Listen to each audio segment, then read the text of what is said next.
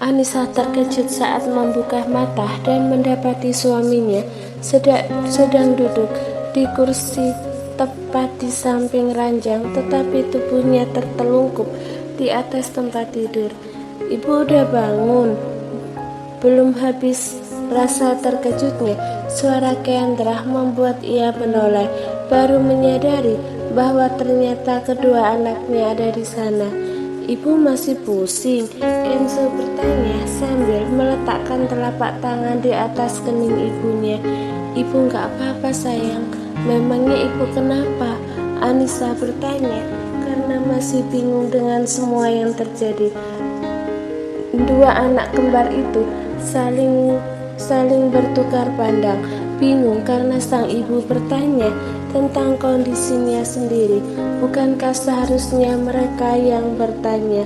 "Aku nggak tahu ibu kenapa, tapi waktu aku mau panggil ibu buat makan, ibu lagi tiduran di lantai. Kata ayah ibu pingsan, jadi ayah panggil dokter," jawab Kendra yang awalnya mengira bahwa sang ibu sedang bercanda. Anissa mencoba mengingat apa yang terjadi. Iya, tadi saat berdiri dan hendak ke kamar mandi, tiba-tiba saja kepalanya sakit, disertai dengan keadaan sekeliling yang berputar cepat. "Sepertinya anemia aku kambuh belakang ini. Aku terlalu sibuk dan banyak pikiran," batinnya. Anissa lalu menoleh pada suaminya. "Itu kenapa? Sakit juga?" "Enggak, ayah cuma lagi tidur." "Kenapa tidur di situ? Tadi aku suruh ayah tidur di kasur, tapi ayah nggak mau, katanya takut ibu marah," jawab Kendra. "Lalu kenapa kalian belum tidur?" "Aku sama Ken gantian jagain ibu dengan ayah. Kasihan ayah tadi udah gini-gini kepalanya, makanya aku suruh tidur aja," Kendra menjelaskan seraya menirukan orang yang sedang terkantuk-kantuk dan membuat ibunya terkekeh. "Ini jam berapa?" Anissa menoleh ke arah dinding di mana benda penunjuk waktu berada. "Tuh, udah jam 11 lebih.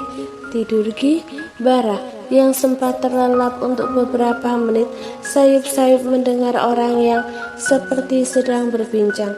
Awalnya ia pikir sedang bermimpi, hingga akhirnya mengenali suara itu. Ia mengangkat kepala, dalam hati berucap syukur karena istrinya baik-baik saja. Ken, ayo tidur, udah malam," ujar Bara.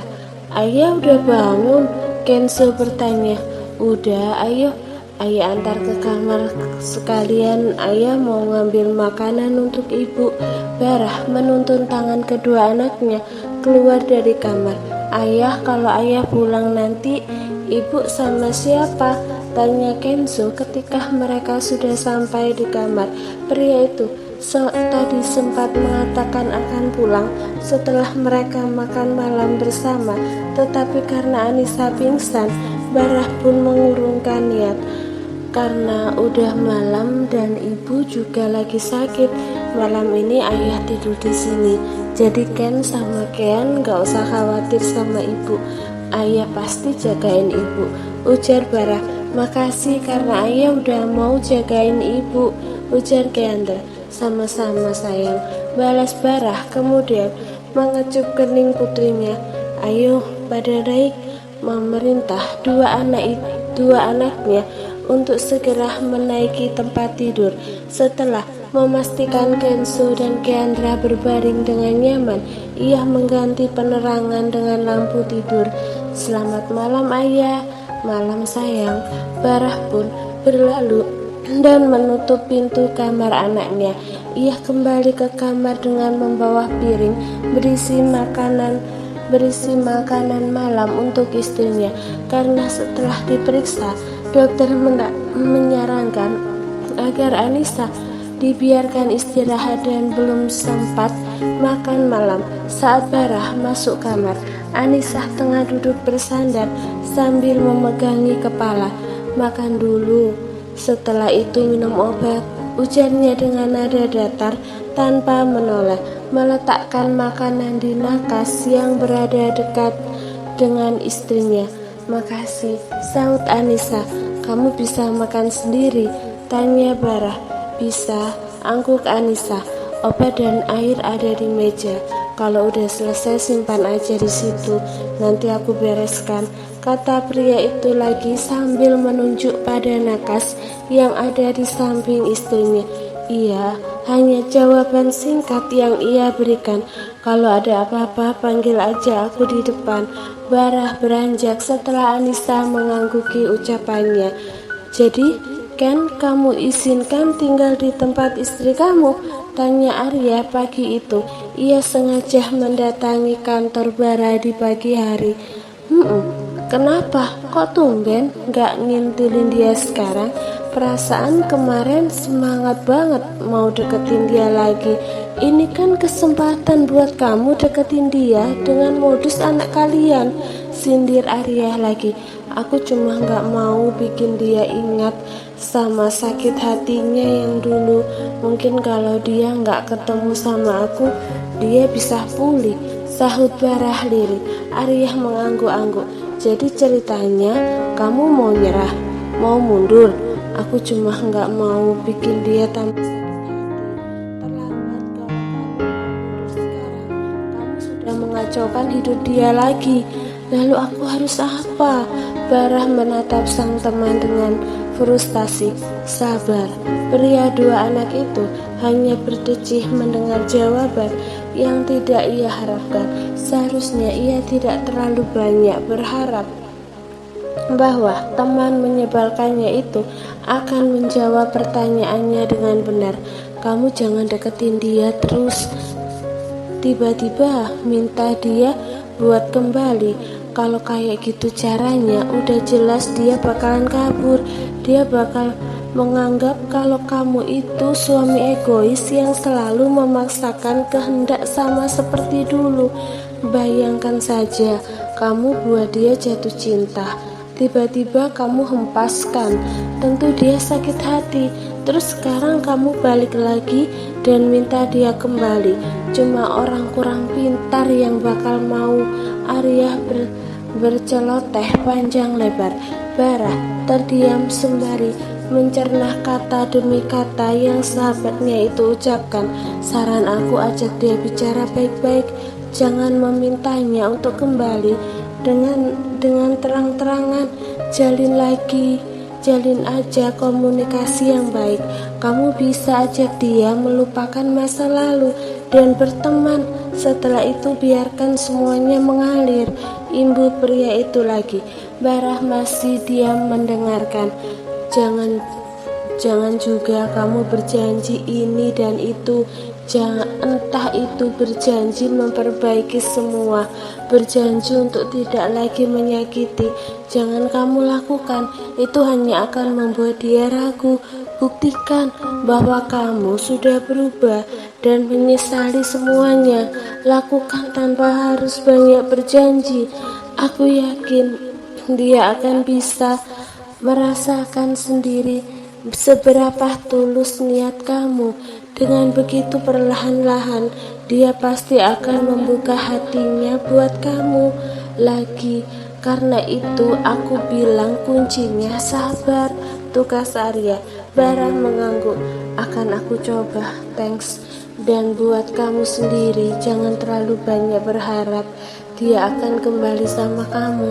Persiapkan diri untuk kemungkinan terburuk supaya kamu gak kecewa nanti, pungkas Arya. Pria 37 tahun itu hanya mengangguk tanda mengerti, tidak lagi membahas masalah itu. Oh iya, ada apa kamu kesini pagi-pagi? Barah bertanya perihal maksud kedatangan temannya. Arya mengambil tas laptop, kemudian mengeluarkan map dari dalam sana dan meletakkannya di atas meja sofa yang ada di ruang kerja Barah. Aryani Sanjaya, dia adalah adik dari ayah mertua kamu. Maksud kamu tantenya Anissa? Barah bertanya sambil meraih map yang diberikan Arya padanya. Iya, tapi Anissa nggak pernah cerita. Kalau nggak salah dia pernah bilang kalau orang tuanya juga nggak punya saudara. Arianto Sanjaya. Itu nama asli mertua kamu. 30 tahun yang lalu dia jatuh cinta pada seorang gadis yatim piatu, tapi tidak mendapat restu. Akhirnya dia menanggalkan nama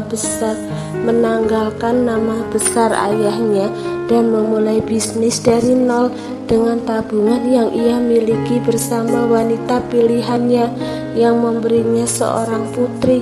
Karena dia memang punya jiwa bisnis yang kuat, beberapa tahun kemudian perusahaannya pun berkembang dengan pesat. Jadi menurut kamu, kemungkinan Anissa memang gak tahu kalau dia masih punya keluarga? Kemungkinan sih gitu. Lalu untuk apa wanita itu menemui Anissa setelah puluhan tahun? Nah itu yang aku gak tahu. Tapi ada beberapa kemungkinan. Apa? Mungkin dia hanya mau silaturahmi pada keponakannya. Lalu kenapa baru sekarang?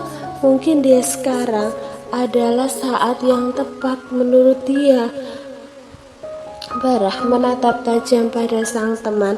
Ia yakin pria itu masih memiliki sesuatu yang disampaikan padanya.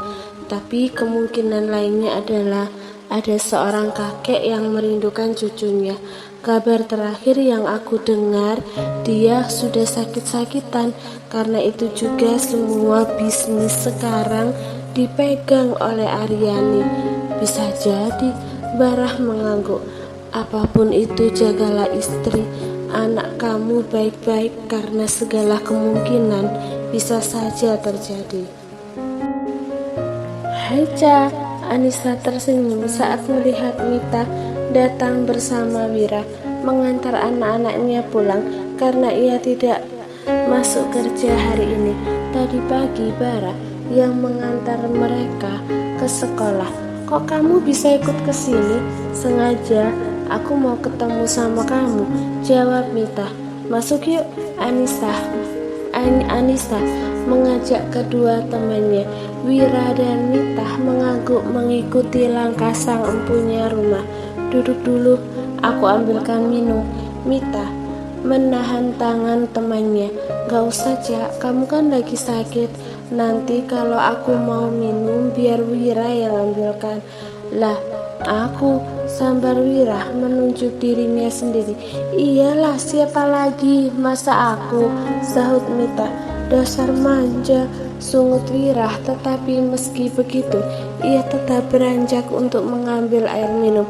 Anissa hanya tersenyum melihat tingkah mereka. Mita memang seorang anak yang dimanja oleh kedua orang tuanya. Jangankan masak, air minum pun diambilkan oleh orang lain. Cah, kamu punya saudara nggak sih? Tante atau kakek gitu? Siapa aja deh, pokoknya yang punya hubungan darah sama kamu, tanya Mita langsung pada intinya. Anissa menghela nafas panjang. Selama ini yang aku tahu, mama aku anak yatim piatu dan dulu tinggal di panti asuhan sejak orang tuanya meninggal. Nama mama punya tante tapi udah pada meninggal juga waktu mama masih ada. Anissa mulai bercerita. Kalau papa katanya juga udah nggak punya keluarga karena sama kayak mama yatim piatu juga. Tapi Anissa melanjutkan cerita tetapi menggantung kalimat. Tapi apa? Mita bertanya dengan pesanan tepat saat Wira datang dengan membawa nampan berisi 3 gelas air putih. Beberapa hari yang lalu ada orang yang datang ke restoran dan mengaku kalau dia adik papa, sahut Anissa. Wira yang baru saja meletakkan nampan di atas meja saling bertukar pandang dengan Mita. Tujuan dia nemuin kamu itu apa? Kenapa baru sekarang? Setelah puluhan tahun, Mita kembali bertanya. Katanya aku masih punya kakek dan sekarang lagi sakit dan pengen ketemu aku, jawab Anissa. Kamu udah nungguin? Mita bertanya lagi. Anissa menggeleng sebagai jawaban. Nanti aku cari tahu dulu, bener atau enggak dia tante kamu.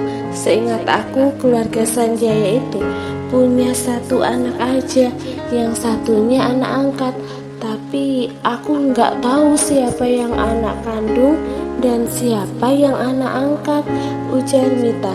Anissa menoleh pada Mita dengan kening berkerut. Kok kamu tahu namanya? Itulah paman aku yang cerita. Dia orang kepercayaan keluarga Sanjaya dan lagi nyari cucu keluarga itu. Aku nggak sengaja lihat foto papa kamu, jawab Mita. Oh, anggu Anissa.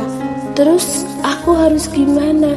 Jangan dulu, kamu temui sampai semuanya pasti. Nanti aku cari tahu dulu. Selama kamu tinggal di sini, tenang aja. Gak akan ada yang bisa nemuin kamu, jawab Mita. Iya, Cah, sebaiknya kamu jangan dulu kerja. Lagi pula kamu kan masih sakit. Kalau dipaksa kerja, yang ada kamu harus diinfus dan ditransfusi kayak waktu itu. Tenang aja,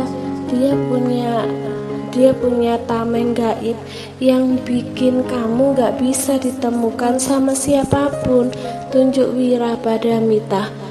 Tameng gaib? Kamu kira aku ini malampir? Sungut Mita. Mirip sih, cerewet dan galaknya. Cempreng banget kalau lagi ngambek, sahut Wira dengan santai. Mita hanya mendelik sebal pada sang teman, sementara Anissa menggelengkan kepala melihat dua orang itu.